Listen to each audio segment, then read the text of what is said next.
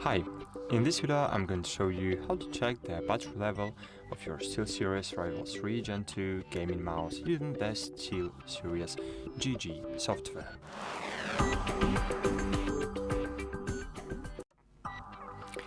Okay, firstly, make sure your SteelSeries Rival 3 Gen 2 mouse is connected to your computer and the SteelSeries GG software is open.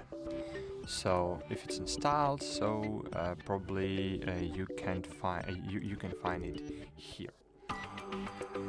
Okay, and then once it's SteelSeries open, you'll usually see a dashboard or engine section here. So as you can see, if you're on home, so you can have engine button somewhere here, or just on this tab, engine button is here.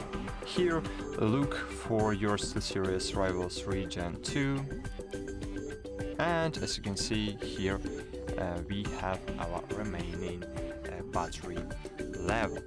And here we have a really interesting situation, because in case we removing one battery, for example, our mouse still works. As you can see, our mouse still works, and it just changed the remaining battery percentage. So that's it, guys. Thanks for watching. Hope this video was helpful for you. See you. Bye.